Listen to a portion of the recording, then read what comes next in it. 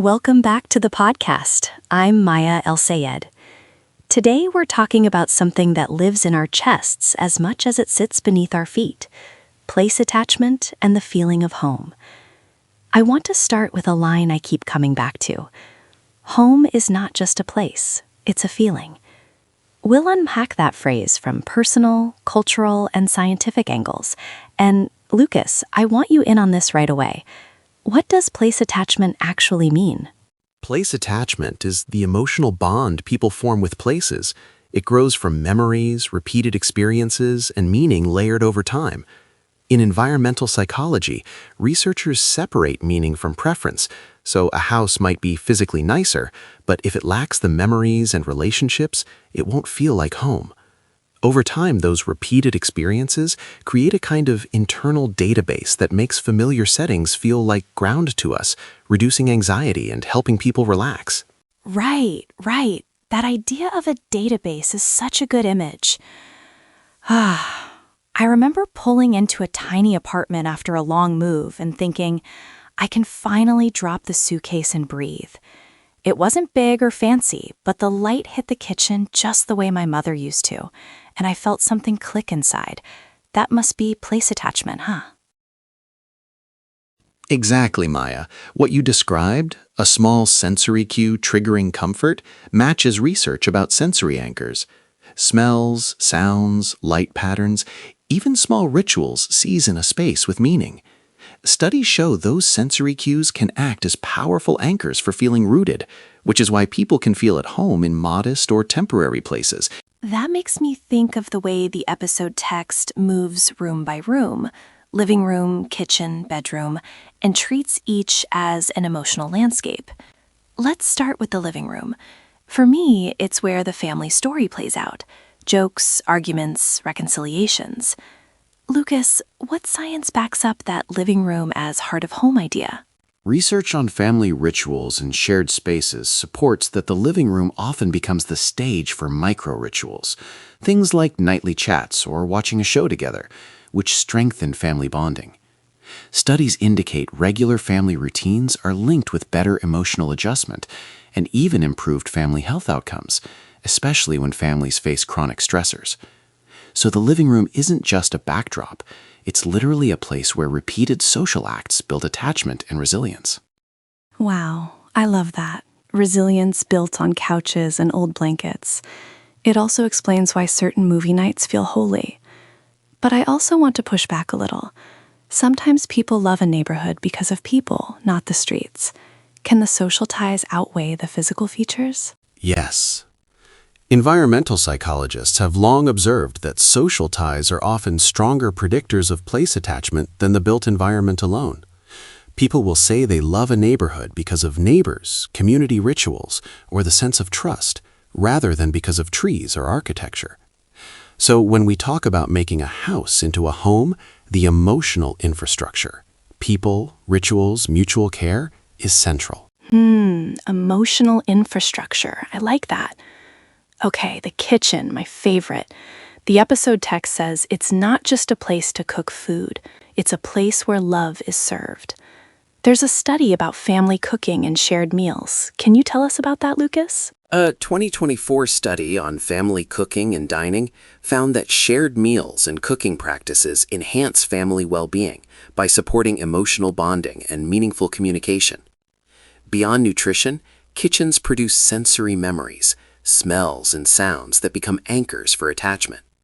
So when someone says the smell of a childhood dish transports them back home, that's not just poetry. It's supported by research on sensory memory and place attachment.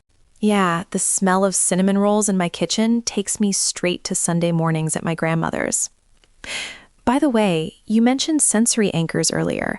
What are some practical ways listeners can use those cues if they're in a small or temporary place? There are accessible strategies. Choose a playlist that feels like home.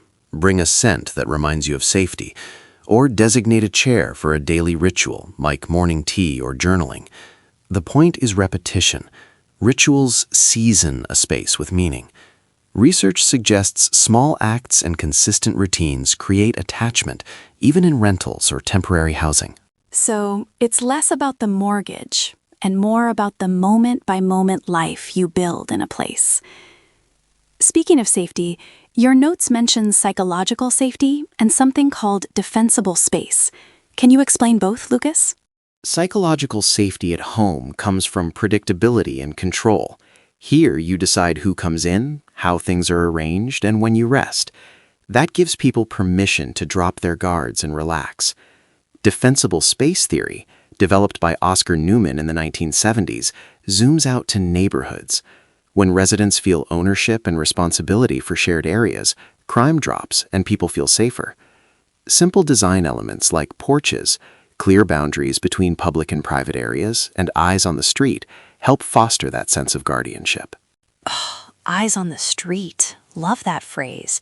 It makes me think of the old apartment where every window felt like a neighborly glance. But, Lucas, for listeners who don't own a house, how could they tap into that neighborhood-level sense of care?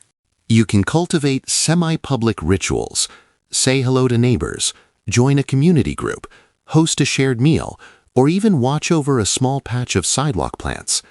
Those acts build the social fabric that, according to defensible space theory, reduces isolation and increases perceived safety. In short, ownership is often emotional as much as material. Right. It's ownership of attention and care. I want to pause and insert a small exercise for listeners. Close your eyes for a moment and picture the first place you felt home. What did you see, hear, or smell? Hold on to one detail. We'll come back to it later.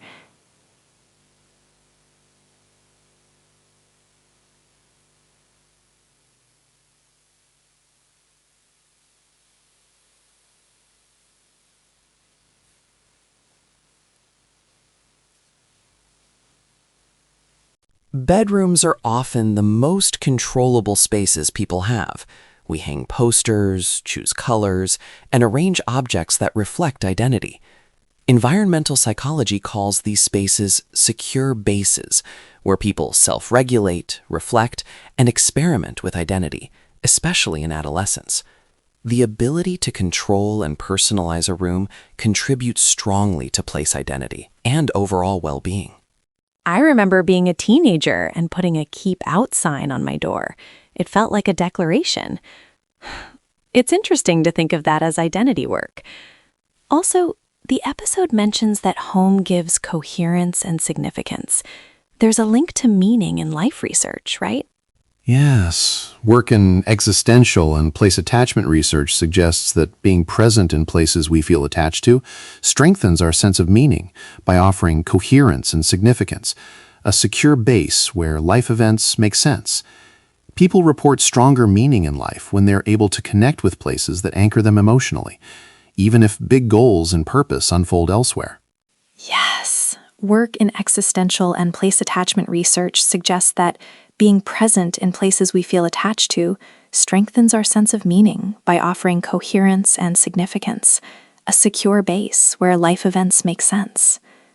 People report stronger meaning in life when they are able to connect with places that anchor them emotionally, even if big goals and purpose unfold elsewhere.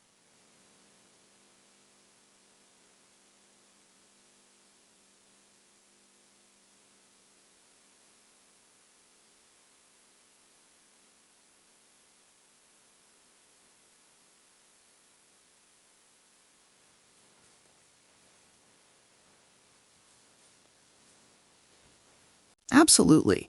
Many people find home with chosen family, friends, partners, roommates, community organizations.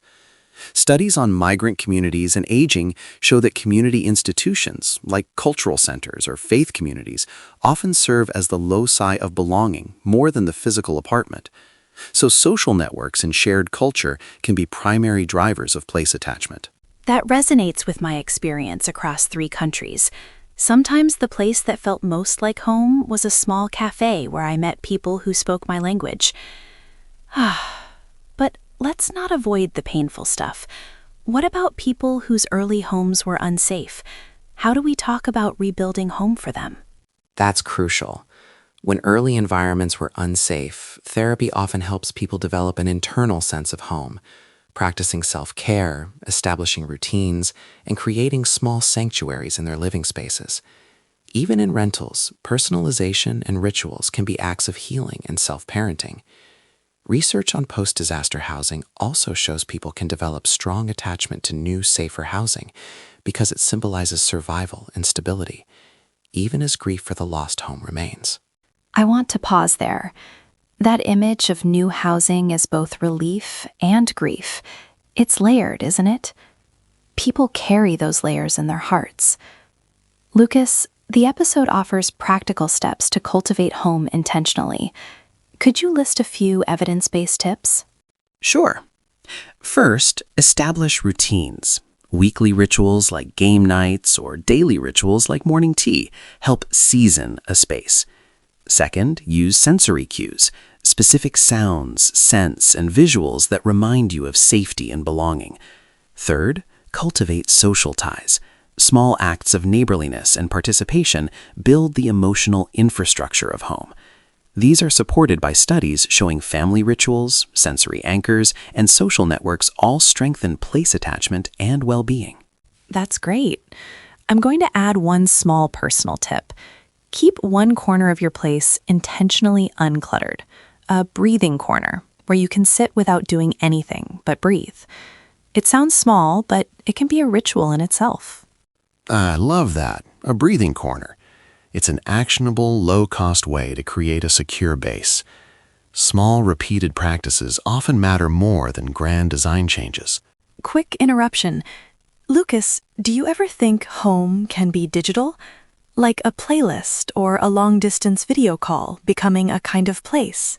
Yes, there is emerging work on telepresence and place attachment, suggesting that digital cues like familiar playlists, video calls, or even remote sensory cues can trigger feelings of belonging. While physical presence carries unique weight, digital rituals can supplement and remind us of connections, especially when people are geographically separated. So footprints on a playlist can be like footprints on a doorstep. Let's talk about multiple homes, migrants or third culture kids. The source material includes a voice of someone who called 3 countries home. How does place attachment deal with multiple anchors? So footprints on a playlist can be like footprints on a doorstep. Let's talk about multiple homes, migrants or third culture kids. The source material includes a voice of someone who called 3 countries home. How does place attachment deal with multiple anchors? People with multiple homes often develop a network of attachments rather than a single anchor. Each place can satisfy different needs, safety, acceptance, contribution, and become part of a hybrid identity. Research and narratives show this creates complexity, nostalgia, guilt, and a flexible sense of belonging that stretches across borders. I relate to that. Sometimes I feel split between an inherited home and the home I've made, but both live inside me. Okay, Lucas, for listeners who want some reflection prompts, what should they ask themselves to notice their own place attachment? Try these. 1. What's your earliest memory of feeling home? Note the senses involved. 2. Which room right now holds the strongest feelings, and why? 3. Do you have any small rituals that make your space feel like home? If not, what's one you could start this week? 4. Name 3 people who make you feel, I'm home. 5. If your early home was painful, imagine one small step to make your current space safer. These prompts are grounded in the research showing that memory, ritual, and social ties build place meaning. Those are beautiful. I want to try one myself. The earliest memory I chose was my grandmother humming while kneading dough. I can still hear it. It changed how I think about cooking here. Lucas, any closing research points we should share before we wrap? One final point. Place identity functions, recognition, meaning, expressive needs, mediating change, and defense against anxiety, summarize why places become part of who we are. They help explain why home can act as a secure base during transitions, and why rituals and relationships matter so much. Also, remember defensible space. Neighborhoods designed for watchful care help people feel safer and more connected. Such a clear summary.